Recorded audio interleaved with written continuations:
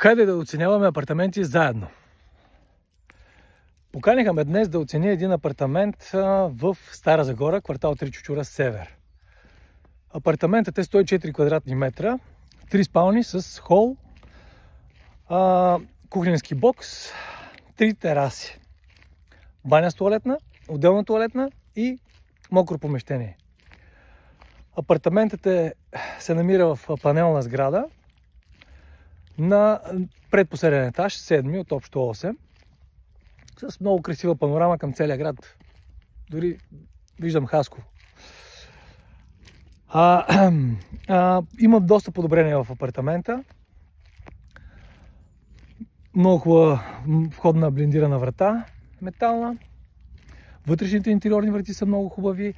Холът е обединен с едната преходна спалня и е станала една прекрасна съвременна дневна от около 35 квадрата, по мое мнение. Терасата също е, имали са обща тераса с излаз от хола и от спалнята. Тя също е усвоена. И остават две спални. Към едната спалня остава още една тераса. И третата тераса е по-малка, която е била към кухненския бокс. Тя също е усвоена към бокса и се е получила на нелоша кухня, според мен. Всички стаи са на сламиниран паркет, сменена е дограмата в целия апартамент с ПВЦ дограма. Има окачени тавани с вградено осветление. Така съвременно е направено жилището. Не ремонтирани са останали само мокрото помещение и коридорите. Туалетната е с много хубави приятни почки, санитария, хубав моноблок. Банята е добре направена също с хубав моноблок, т.е. 2 туалетни има апартамента. Един прекрасен, бих казал, семейен апартамент. Но сградата, в която се намира. Сградата е от 80-те години на миналия век. Сграда на близо 40 години. И е в доста неогледен вид. Общите пространства са неподдържани, даже може би неподдържани е мека дума за това. Блокът не е саниран, разбира се, както вече разбрахте. Кандидатствали са преди години, но заради двама души в блока проектът е пропаднал, не са успели да го санират и не виждат как в близко бъдеще това може да се случи.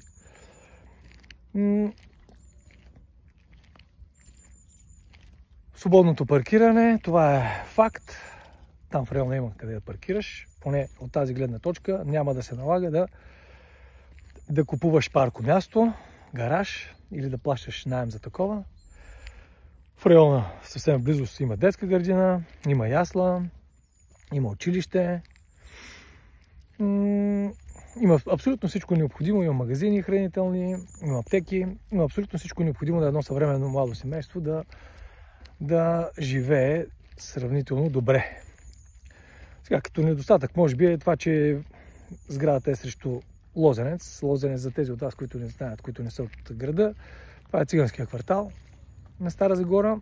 Нищо против циганите, разбира се, но просто си имат един така по-различен стил и начин на живот от нас, българите, и така на моменти създават малко повече шум, отколкото е приемливо за нас.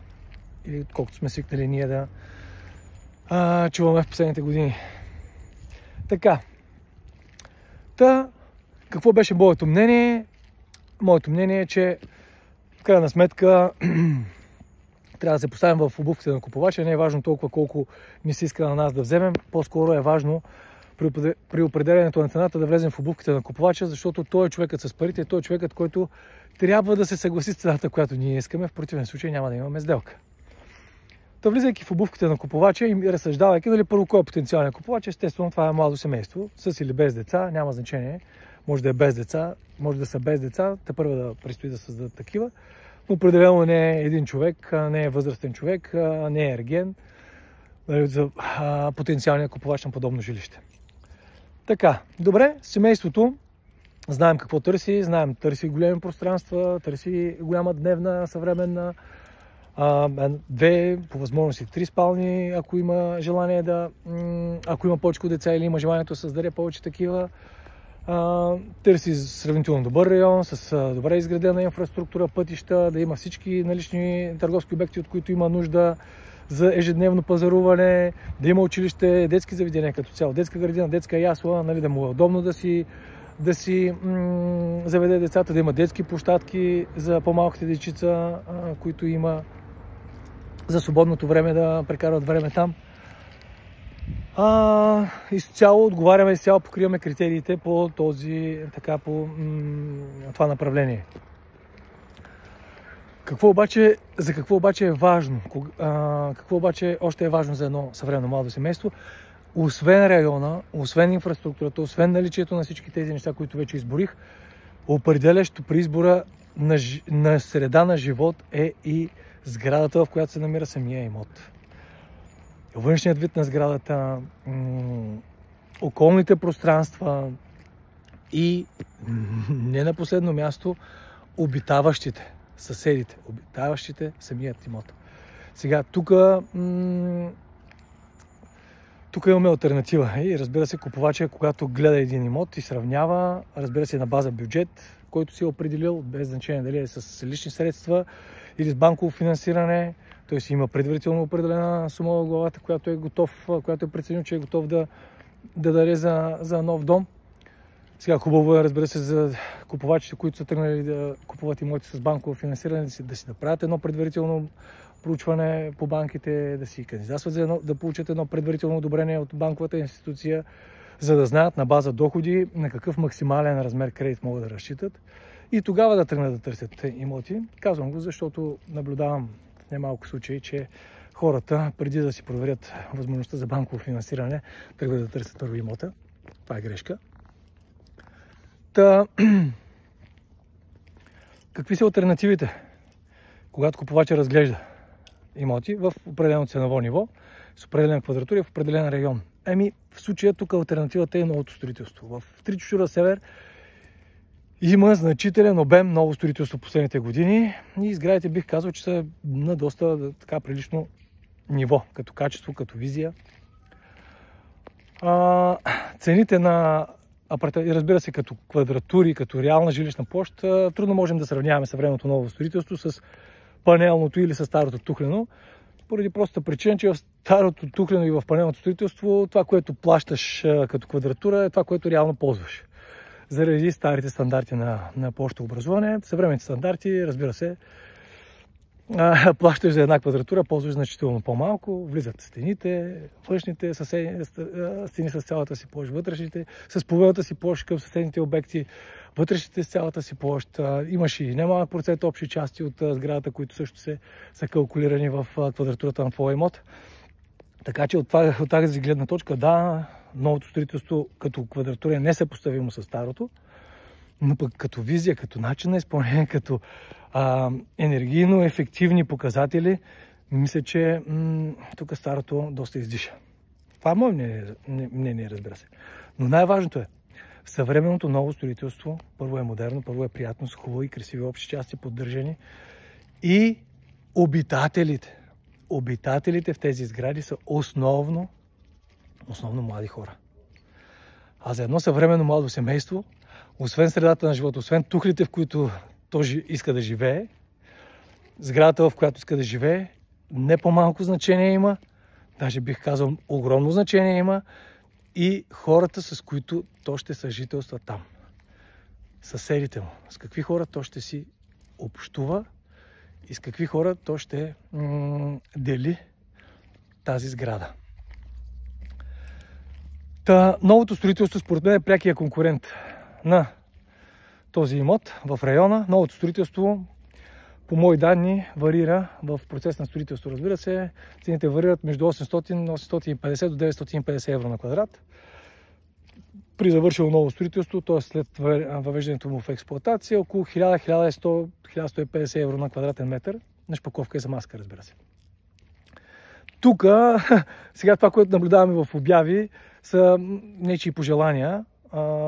Разбира се, има в обяви панелни жилища, на силно завишени според мен цени.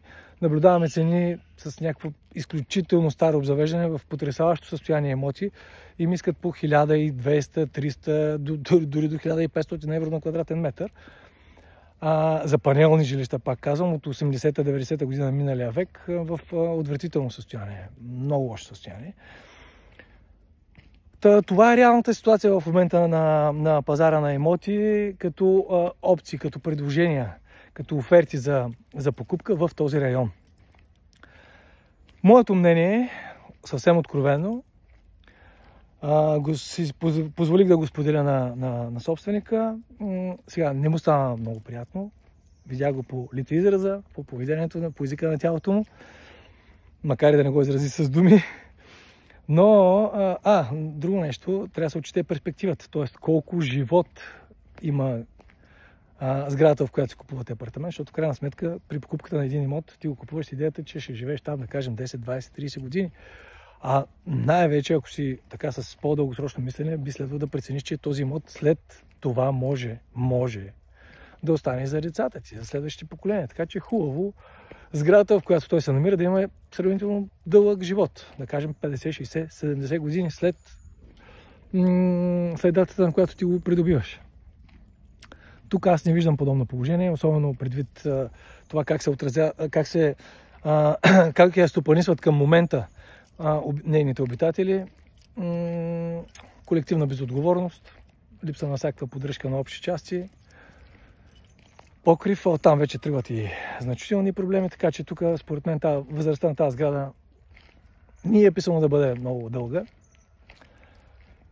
Отчитайки всички тези фактори, аз посъветвах продавача, че реалната му пазарна цена, в случай, че търси сделка, а не опипване на почвата и по-скоро намирането на някой баламурник, както се изразяват някои хора, който няма ясна идея, няма ясна представа, има едни готови пари, било то от продажбата на наследствен имот или земеделски земи, и решил да ги вкара максимално бързо в имот, преди да са скочили още много цените.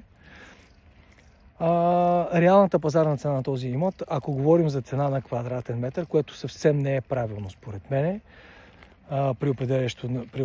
при задаването и като стандарт някакъв за ценообразуване на жилищата, но да речем цена на квадратен метър, ако я вземем като някаква отправна точка, по-скоро съпоставима с новото строителство, защото оттам тръгна това цена на квадрат, е между 8 и 900 евро на квадратен метър.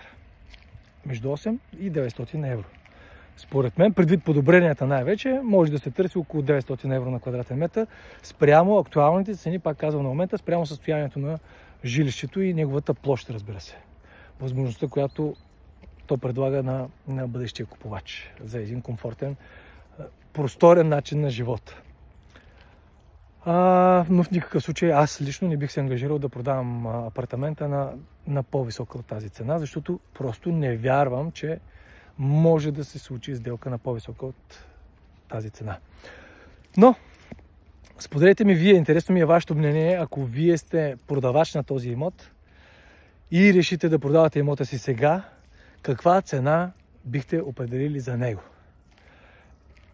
Интересна ми е другата гледна точка. Ако пък сте купувач, ако пък си търсите имот, търсите си семейен имот, в който да се нанесете с вашето семейство, каква цена бихте дали за този апартамент? Споделете ми в коментарите, ще ми е много, много интересно.